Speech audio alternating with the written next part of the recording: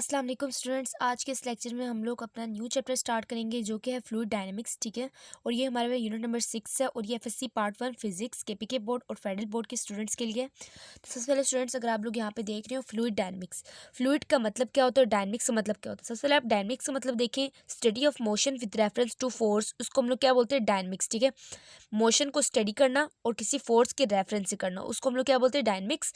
जबकि हमारे पास इसका रिवर्स क्या होता है, काइनेमेटिक्स। काइनेमेटिक्स क्या होता है, study of motion without reference to force. इसमें हम लोग फोर्स को कोई रेफरेंस नहीं देते। ठीक है, अब इसके बाद स्टूडेंट्स, अगर आप लोग देखें फ्लूइड, फ्लूइड का मतलब क्या होता है। फ्लूइड का मतलब होता है सॉलिड्स एंड गैसेस। फ्लूइड में वो दोनों चीज़ें शामिल है जो कि सॉलिड्स और गैसेस दोनों है। तो स्टूडेंट, फ्लूइड में हमारे पास क्या क्या शामिल है, लिक्विड्स एंड गैसेस दोनों है, सॉलिड्स नहीं है बल्कि लिक्विड्स एंड गैसेस है।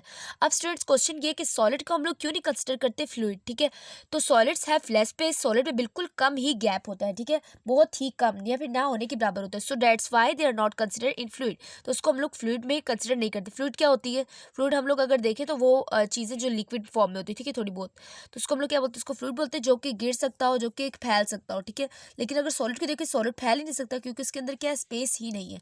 अब इसके बाद है फ्लूइड स्टैटिक्स। एक है फ्लूइड डायनेमिक्स और एक है फ्लूइड स्टैटिक्स। फ्लूइड स्टैटिक्स में क्या होता है, is study of fluid which is in rest.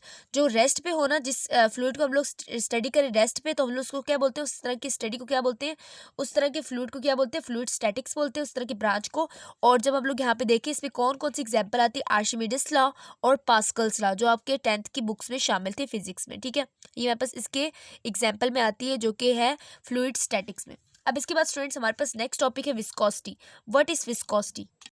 सबसे पहले आपको पता होना चाहिए कि विस्कोसिटी क्या होती है, विस्कस फ्लूइड, तो उसके बाद आपको पता चलेगा। ठीक है, विस्कोसिटी को अगर हम उर्दू में बोले तो गाढ़ापन। ठीक है, जितना कोई भी फ्लूइड थिक होता है ना, उसको हम लोग क्या बोलते हैं, विस्कोसिटी बोलते हैं। हाउ मच फ्लूइड थिक, तो उसको वो किसको आंसर करते हैं, viscosity, how much fluid thick.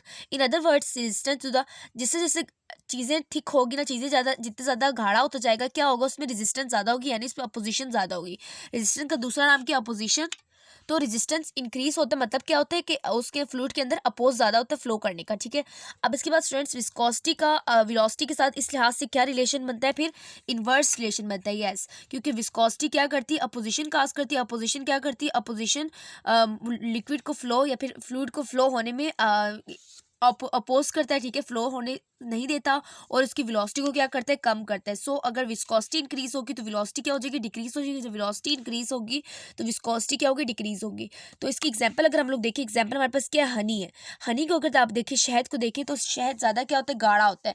अगर हम शहद की बोतल और एक हाथ में पानी की बोतल लें, तो ठीक है, अगर हम शहद की बोतल और पानी की बोतल दोनों को साथ गिराने की कोशिश करेंगे तो क्या पता चलेगा कि शहद ज़्यादा जल्दी नहीं गिरता। ठीक है, शहद क्या है, इसका मतलब है शहद ज़्यादा विस्कस है, यानी गाढ़ा है।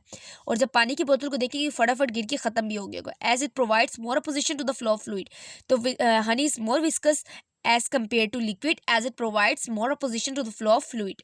अब उसके बाद स्ट्रॉन्ग इंटरमोलिक्यूलर फोर्सेस भी विस्कोसिटी के वजह बनती है। ठीक है, विस्कोसिटी उस वक्त ज़्यादा होगी जब इंटरमोलिक्यूलर फोर्सेस ज़्यादा होंगी। तो स्ट्रॉन्ग इंटरमोलिक्यूलर फोर्स को क्या मतलब कि बॉन्ड अगर ज़्यादा बॉन्ड के साथ कुछ ना कोई जुड़ा होगा, तो इससे क्या होगा कि विस्कोसिटी भी ज़्यादा होगी, यानी उसको ब्रेक करने के लिए वो गाढ़ा ज़्यादा होगा। ठीक है, गाढ़ा ज़्यादा होगा तो क्या होगा कि उसको ब्रेक करने के लिए ज़्यादा एनर्जी रिक्वायर होगी। ठीक है, लेट्स सपोज सॉलिड। ठीक है, सॉलिड में हमारे पास क्या होता है कि स्ट्रॉन्ग इंटरमोलिक्यूलर फोर्स होती है, तो उस पर विस्कोसिटी ज़्यादा होती है।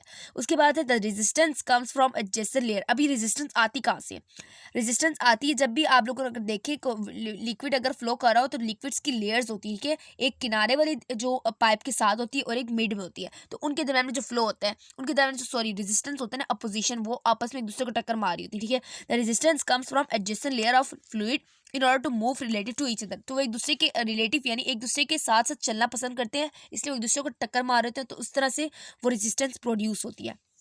इसके बाद है the numeric value of resistance to the flow of fluid is called coefficient of viscosity.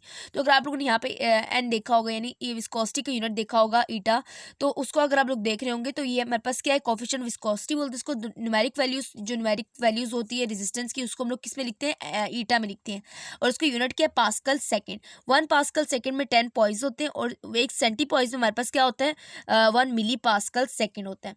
तो ये आप लोगों ने याद रखना है, 1 पास्कल सेकेंड में 10 पॉइज, और 1 सेंटी पॉइस में कितना होता है, 1 मिली पास्कल सेकेंड होता है। इसके बाद हम लोग नेक्स्ट देखेंगे इसके बाद है कि अगर लिक्विड्स में अगर आप लोग देखें, लिक्विड्स में टेम्परेचर इंक्रीज होने से विस्कोसिटी कम होती है, ठीक है। लिक्विड्स में ऐसे क्या होता है, लिक्विड्स में थोड़ी स्पेसेस ज़्यादा होती हैं, लेकिन सॉलिड से ज़्यादा और गैसेस से कम होती हैं।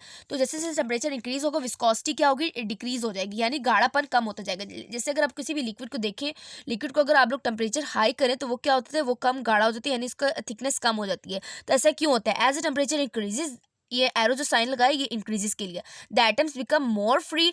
तो एटम्स क्या हो जाती है, बिल्कुल फ्री हो जाती हैं, यानी वो एक दूसरे से दूर दूर भागने लग जाती हैं, and easy to move around, और आगे पीछे मूव करना शुरू कर देती हैं। दस एन डिक्रीजेस, तो इससे क्या होता है कि एन यानी ईटा डिक्रीज हो जाता है। अब स्टूडेंट्स जैसे जैसे आप लोग हीट देते हैं ना, ठीक है, किसी भी लिक्विड को, तो उससे क्या होता है कि वो मोर एनर्जाइज होता है, ठीक है, वो मोर एनर्जाइज होगा। अब यहाँ पे अगर आप लोग देख रहे हो, इसमें थोड़ी सी स्पेस मौजूद होती है, तो वो इतना रैंडमली मूव नहीं कर सकती। लेकिन in case of gases, in gases temperature is directly proportional to viscosity. As a temperature increases viscosity also increases, क्योंकि डायरेक्टली प्रोपोर्शनल है।